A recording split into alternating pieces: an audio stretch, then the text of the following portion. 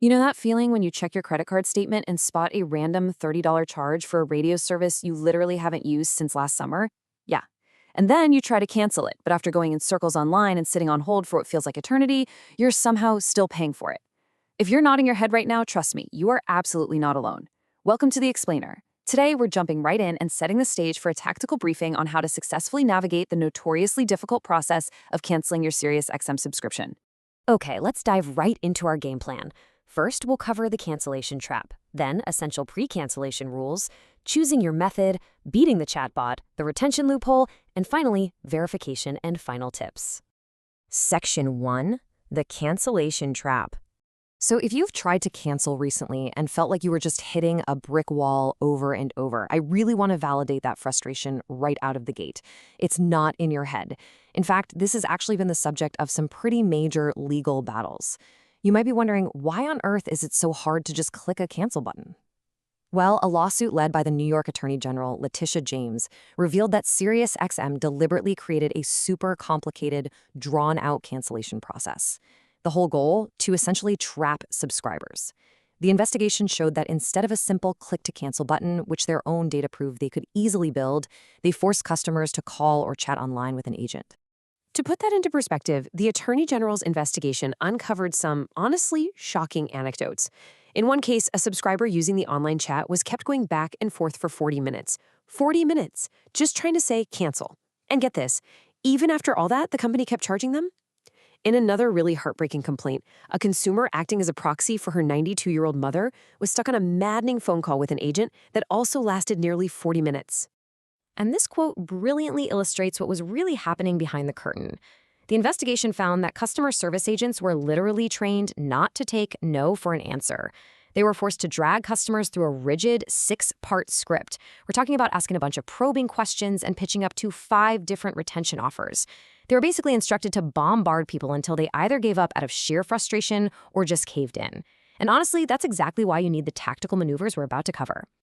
Moving on to Section 2. Essential pre-cancellation rules. Okay, before you pick up the phone or open a chat window, you absolutely need to understand the ground rules of your contract. First up, timing is everything. You have to initiate your cancellation request at least 24 hours prior to your scheduled automatic renewal date. Miss that window, you're going to get charged for the next billing cycle. Also, make sure you have your radio ID handy. You can usually find that by tuning your car radio to channel 0 or grab your ESN or account number so they can't stall you out. Oh, and here's a massive policy update from March 2024 you need to know about. SiriusXM declared that all standard audio plans are now strictly non-refundable, so canceling simply stops future renewal charges. Your service stays active until the end of your current cycle, but you're not getting a prorated refund for any unused time. Now, I need to give you a huge warning about passive account abandonment. Listen, deleting the mobile app from your phone, turning off your car radio, selling your car, or just never listening to the service, none of that actually counts as a cancellation. Contractually, if you do that, billing liabilities are just going to keep racking up on your credit card until you go in and execute an official cancellation workflow. So don't just walk away and hope for the best. Which brings us to Section 3, choosing your cancellation method. All right, let's build this into choosing your actual path out. The most common trap subscribers fall into isn't even the retention agents. It's not knowing who actually handles their billing in the first place. You're going to fall into one of 2 buckets here, direct billing or third-party billing. If you signed up through a third party, like, say, the App Store on your iPhone, SiriusXM customer service literally cannot cancel your account for you, even if you beg them. You have to figure out your billing entity by checking your credit card statements. Let's break down exactly where you need to look. If you're billed through Apple, you just go to your iPhone settings, tap your Apple ID, and hit subscriptions. To cancel. Simple. For Google Play, open the Play Store, tap your profile, and go to Payments and Subscriptions. Now, if you're a Roku user, pay close attention here. You cannot cancel inside the SiriusXM Roku app. Nope. You have to hop on a web browser, go to my.roku.com, and manage it there. And finally, T-Mobile customers who have this as a cellular add-on, just log into T-Mobile.com and deselect the add-on in your dashboard. Or you can just dial 611 from your phone. Section 4, beating the chatbot. Now, what if you're a direct billing customer paying SiriusXM directly? Well, you're going to have to face their internal systems. But don't worry, Reddit users have shared a highly effective tactical hack for this. First, log into the website, head to your account profile, and navigate to Subscriptions. Click Manage, and then Cancel Subscription. It's probably going to prompt you to chat to cancel. Go ahead and click that.